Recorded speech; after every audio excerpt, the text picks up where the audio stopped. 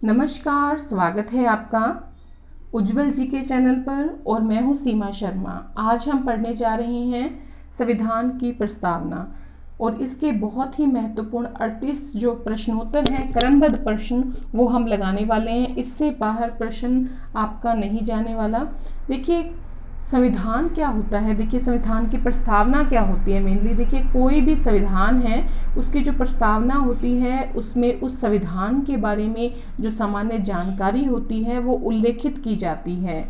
जैसे कि संविधान का परिचय हो गया, या भूमिका है, या उद्देशिका आप कह सकते हैं, या संविधान का सार भी आप उसे कह सकते हैं। तो वो संविधान की प्रस्तावना कहलाता है। देखिए ये जो संविधान की प्रस्तावना है इसके 38 महत्वपूर्ण प्रश्नोत्तर जो है हम देखने वाले हैं।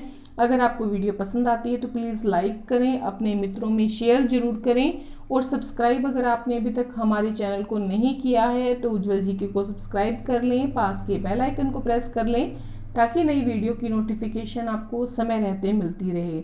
भारत की सभी जो बड़ी परीक्षाएं हैं, चाहे आप आरपीएससी की बात करें या भारत की किसी भी परीक्षा की बात करें, तो उसमें आप भारत की राज्य व्यवस्था में संविधान की प्रस्तावना जरूर पूछी जाती है। तो बिना समय गवाए हम पहला प्रश्न देखेंगे। देखिए संविधान शब्द की उत्पत्ति हुई है, तो संविधान शब्द की जो उत्पत्ति हुई है वो लैटिन या रोमन भाषा के शब्द से हुई है, जिसका जो शब्द है वो है कॉन्स्टिट्यूरे। कौन सा शब्द है? ये है कॉन्स्टिट्यूरे। ठीक है, आगे देखिए ये जो शब्द है इसका मतलब होता है बनावट। क्या मतलब होता है? बनावट। अगला प्रश्न है कानूनों के दस्तावेजों का संहिताकरण सबसे पहले रोमन साम्राज्य ने किस रूप में किया था? तो सबसे पहले अगर कानूनों के दस्तावेजों के संहिताकरण की बात करें तो 12 तख्तियों का कानून बनाकर जो है आपके रोमन साम्राज्य ने सबसे पहले कानूनों के दस्तावेजों का संहिताकरण किया था। विश्व में संविधान शब्द का पहली बार प्रयोग किसने किया है? तो सबसे पहले सर हेनरी मैन ने विश्व में संविधान शब्द का प्रथम बार जो है प्रयोग किया है। संयोग और बुद्धिमत्ता का शिशु किसे कहते हैं? देखिए संयोग और बुद्धिमत्ता का शिशु कहते हैं इंग्लैंड के संविधान को। ये देखिए जो इंग्लैंड का संविधान है ये परंपराओं पर आधारित संविधान है और ये लिखित रूप में आपको नहीं मिलेगा। विश्व का प्रथम लिखित संविधान माना जाता है तो अमेरिका का जो संविधान है ये लिखा गया था आपके 4 मार्च 1789 को। ठीक है, 1789 को 4 मार्च को ये आपके अमेरिका का प्रथम लिखित संविधान जो है वो सबके सामने आया था। एशिया में सबसे पहला लिखित संविधान किसका है? तो एशिया की बात करें तो जापान में सबसे पहले संविधान का लिखित रूप हम देखते हैं। सबसे बड़ा लिखित संविधान कौन सा है? तो हमारे भारत का संविधान जो है वो सबसे बड़ा लिखित संविधान है पूरे विश्व में। विश्व का सबसे पुराना संविधान कौन सा है? तो विश्व का सबसे पुराना संविधान जो है वो ब्रिटेन का है। देखिए सबसे पहले जो लिखित संविधान है वो तो अमेरिका का है, लेकिन सबसे पुराना संविधान अगर हम देखें तो वो ब्रिटेन का है। प्रस्तावना या जिसको हम उद्देशिका भी कहते हैं, इसका मतलब क्या होता है? इसका अर्थ होता है संविधान का परिचय, यानी कि आप संविधान की जो है संविधान का सार भी इसे कह सकते हैं या उसकी भूमिका भी आप कह सकते हैं। संविधान की कुंजी संविधान की अंतरात्मा कहलाता है। तो ये कुंजी या जो अंतरात्मा है संविधान की, ये संविधान की प्रस्तावना को ही कहा जाता है। भारतीय संविधान की प्रस्तावना में क्या बताया गया है? तो भारत की जो संविधान की प्रस्तावना है उसमें संविधान के जो उद्देश्य हैं और जो देश के मौलिक लक्ष्य हैं या आदर्श हैं उनके बारे में बताया गया है। संविधान निर्मात्री सभा के समक्ष उद्देश्य प्रस्ताव को कौन लेकर आया था? तो उद्देश्य प्रस्ताव को जो है आपके 13 दिसंबर 1946 को 13 दिसंबर 1946 को क्या है आपके जवाहरलाल नेहरू जी हैं ये लेकर आए थे, और आपके 22 जनवरी और 1947 के दिन क्या हुआ, संविधान सभा ने इसको मंजूरी दे दी थी। और अगर आप कहें कि प्रस्तावना का लेखक कौन है, तो अप्रत्यक्ष रूप से जवाहरलाल नेहरू जी ही इसके लेखक जो हैं वो माने जाते हैं। भारत के संविधान की प्रस्तावना को अंगीकृत, अधिनियमित और आत्म अर्पित कब किया गया था, तो 26 नवंबर 1949 को किया गया था। अगर आप हिंदी में बात करें तो मिति मार्गशीर्ष शुक्ला सप्तमी विक्रम संवत 2006 को भारत के संविधान की प्रस्तावना को अंगीकृत, अधिनियमित और आत्म अर्पित किया गया। मिति मार्गशीर्ष शुक्ला सप्तमी विक्रम संवत 2006, और अगर वैसे हम बात करें तो 26 नवंबर 1949 ईस्वी। भारतीय संविधान की उद्देशिका या जो प्रस्तावना है उसमें समाजवादी, पंथ निरपेक्ष और अखंडता शब्द कब जोड़े गए हैं, तो ये 1976 का जब 42वां संविधान संशोधन हुआ था तब जो है भारतीय संविधान की जो उद्देशिका है उसमें समाजवादी, पंथ निरपेक्ष और अखंडता शब्द जो हैं वो जोड़े गए थे। प्रस्तावना के शब्द हम भारत के लोगों का क्या तात्पर्य है, जब प्रस्तावना शुरू होती है तो पहला अक्षर आता है हम भारत के लोग। इसका मतलब क्या है, इसका मतलब है कि भारत के लोगों की सर्वोच्च प्रभुत्ता की घोषणा, भारत के लोगों की स्वच्छ प्रभुत्ता की घोषणा। कहने का मतलब ये है कि संविधान जो निर्माता हैं वो भारतीय हैं, जो संविधान की शक्ति का स्रोत है वो भारतीय जनता है, और ये जो संविधान है इसका निर्माण ब्रिटेन ने नहीं किया बल्कि भारतीयों ने किया है। जो प्रभुत्व शक्ति है वो किसके हाथ में है, वो जनता के हाथ में निहित है। तो ये हम भारत के लोग का ये मतलब है।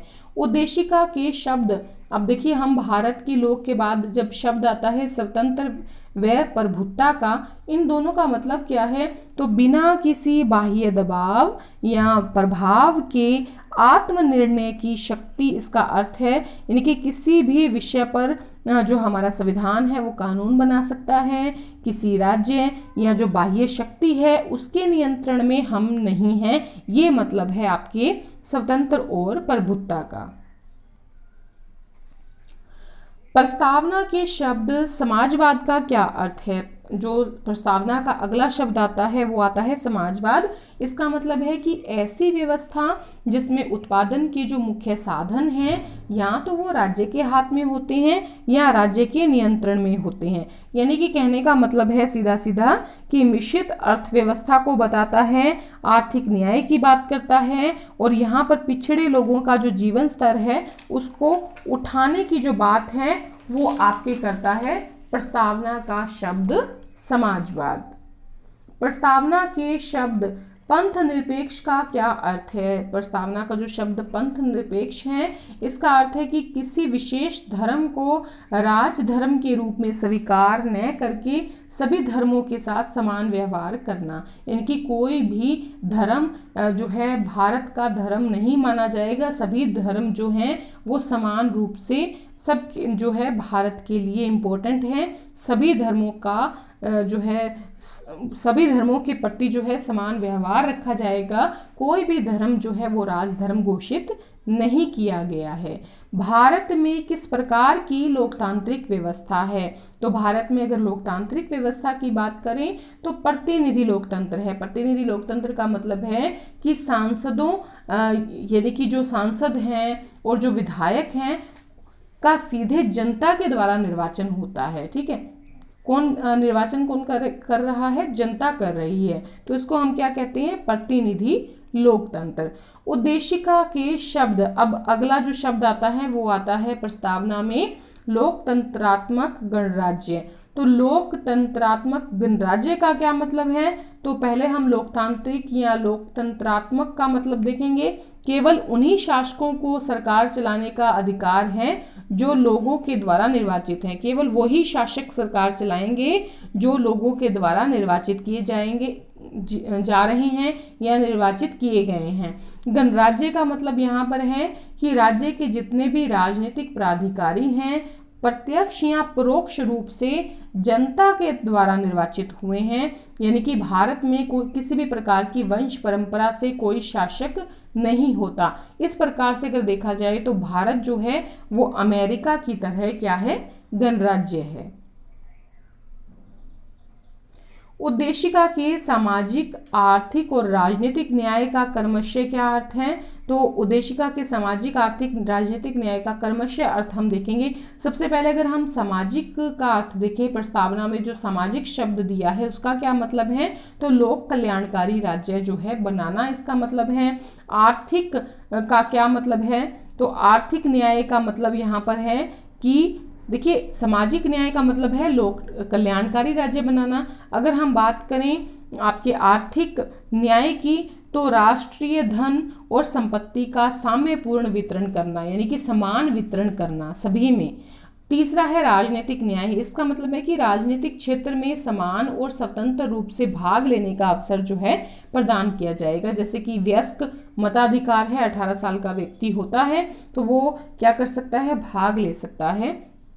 संविधान की उद्देशिका में कितनी बार संशोधन किया जा चुका है? तो एक बार संशोधन हुआ है। कब हुआ है? 1976 में हुआ है। कौन सा संविधान संशोधन हुआ है? तो 42वां संविधान संशोधन हुआ है।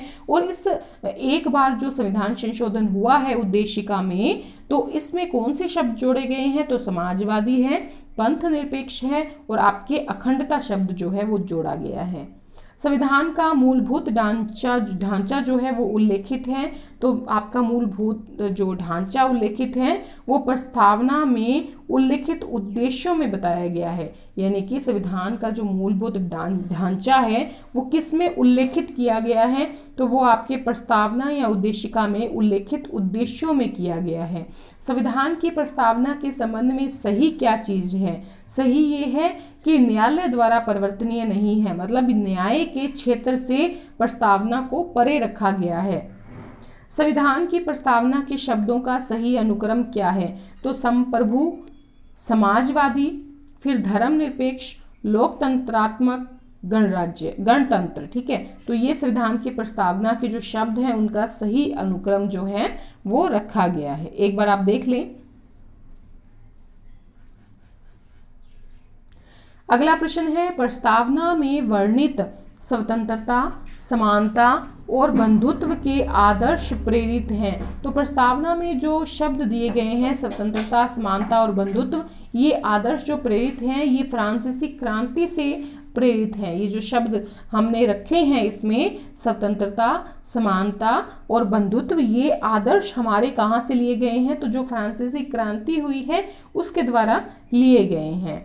संविधान की उद्देशिका में क्रमशः कौन सी स्वतंत्रता व कौन सा न्याय शामिल नहीं है? तो संविधान की उद्देशिका में आजीविका की स्वतंत्रता, ठीक है, कौन सी स्वतंत्रता क्रमशः? तो आजीविका की स्वतंत्रता का वर्णन हमें प्रस्तावना में नहीं मिलता है। और कौन सा न्याय शामिल नहीं है उद्देशिका या प्रस्तावना में? तो राजनीतिक न्याय और शैक्षणिक न्याय की बात जो है यहाँ पर नहीं की गई है। देखिए, अगर आप रीट की तैयारी कर रहे हैं तो आप उज्जवल जीके की प्लेलिस्ट में जाकर आप रीट की तैयारी कर सकते हैं। आगे देखिए, संविधान की प्रस्तावना में शामिल है। तो संविधान की प्रस्तावना में क्या शामिल है? इसमें व्यक्ति की गरिमा शामिल है, राष्ट्र की एकता शामिल है और राष्ट्र की अखंडता जो है वो भी शामिल है। किस मामले में पहली बार प्रस्तावना को संविधान का भाग माना गया है? तो जो केशवानंद भारती बनाम केरल राज्य का जो वाद था उस मामले में प्रस्तावना को संविधान का भाग जो है वो माना गया है। प्रस्तावना में वर्णित विचार, अभिव्यक्ति, विश्वास, धर्म और उपासना की स्वतंत्रता भारतीय संविधान के किस अनुच्छेद में दी गई है? तो देखिए, अनुच्छेद 19 में तो ये बताया गया है कि लोकतांत्रिक जो है स्वतंत्रताएं कौन सी हैं, और अनुच्छेद 25 से 28 में बताया गया है कि धार्मिक स्वतंत्रता में क्या कुछ जो है आपको दिया गया है। तो ये प्रस्तावना में जो भी आपके विचार, अभिव्यक्ति, विश्वास, धर्म और उपासना की स्वतंत्रता है, ये अनुच्छेद 19 और अनुच्छेद 25 से 28 में दी गई है। 19 में तो लोकतांत्रिक जो आपके स्वतंत्रता की बात है वो की गई है, और अनुच्छेद 25 से 28 में जो आपकी धार्मिक स्वतंत्रता है उसके बारे में बात की गई है। अगला प्रश्न है, प्रस्तावना शासन की समस्त शक्तियों का स्रोत किसको मानती है? तो प्रस्तावना शासन की जितनी भी शक्तियां हैं उसका स्रोत मानती हैं भारतीय जनता को। उद्देशिका यानी कि प्रस्तावना में भारत शब्द कितनी बार आया है? तो 2 बार आया है। कितनी बार आया है? 2 बार आया है। प्रस्तावना में न्याय शब्द कहाँ से लिया गया है? तो प्रस्तावना में न्याय शब्द जो लिया गया है वो रूस से लिया गया है। स्वतंत्रता, समानता, भ्रातृत्व शब्द प्रस्तावना में कहाँ से लिए गए हैं? तो ये फ्रांस से ये शब्द जो हैं लिए गए हैं। प्रस्तावना की भाषा ली गई है, तो प्रस्तावना की जो भाषा ली गई है ऑस्ट्रेलिया से ली गई है। भाषा का मतलब यहाँ पर है कि ऑस्ट्रेलिया की जो प्रस्तावना है जिस प्रकार से लिखी गई है कि हम ऑस्ट्रेलिया के लोग, या जो भी उन्होंने लिखा है उसी प्रकार से प्रस्तावना में हमारी जो शब्द हैं उसी प्रकार से लिए गए हैं। हम भारत के लोग शब्द कहाँ से लिए गए हैं? तो अमेरिका से लिए गए हैं। देखिए यहाँ पर, वहाँ पर लिखा होगा हम अमेरिका के लोग, हमने क्या लिखा है? हम भारत के लोग। प्रजातंत्र को जनता का, जनता के लिए, जनता के द्वारा शासन सर्वप्रथम कहा, किसने कहा है? तो अब्राहम लिंकन ने कहा है। देखिए विश्व का पहला पंथ निरपेक्ष राष्ट्र जो है वो कौन सा है? वो यूएसए है। ठीक है, विश्व का सबसे पहला पंथ निरपेक्ष राष्ट्र कौन सा है? यूएसए। अब हमने मिलान करना है, अंतिम प्रश्न है हमारा। तो देखिए अल्लादी कृष्ण जो स्वामी अय्यर हैं ये प्रस्तावना के बारे में कहते हैं कि प्रस्तावना हमारे दीर्घकालिक सपनों का विचार है। तो अय्यर सपनों का विचार मानते हैं, किसको? प्रस्तावना को। अल्लादी कृष्ण स्वामी अय्यर प्रस्तावना हमारे दीर्घकालिक सपनों का विचार है। के.एम. मुंशी मानते हैं कि प्रस्तावना जो है वो संविधान की राजनीतिक कुंडली है। मुंशी जी क्या मानते हैं? कि प्रस्तावना जो है वो संविधान की राजनीतिक कुंडली है। ब्रिटिश विद्वान अर्नेस्ट बार्कर क्या मानते हैं? कि संविधान जो है, प्रस्तावना संविधान का कुंजी नोट है। N.A. पालिकीवाला क्या मानते हैं? ये मानते हैं कि संविधान का परिचय पत्र है। प्रस्तावना क्या है? संविधान का परिचय पत्र। पंडित जवाहरलाल नेहरू क्या मानते हैं प्रस्तावना को? संविधान की आत्मा या हृदय। B.R. अम्बेडकर संवैधानिक उपचार के बारे में क्या कहते हैं? कि संविधान की आत्मा, हृदय या कुंजी क्या है? संवैधानिक उपचार जो है वो संविधान की आत्मा, हृदय या कुंजी है। सर्वोच्च न्यायालय प्रस्तावना को क्या मानते हैं? संविधान निर्माताओं की कुंजी।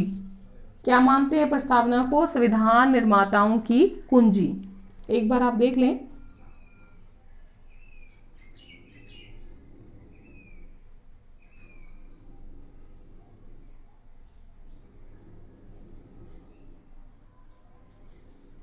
अगर आपको वीडियो पसंद आई है तो लाइक करें, अपने मित्रों में शेयर करें और उज्जवल जीके को सब्सक्राइब करें। धन्यवाद।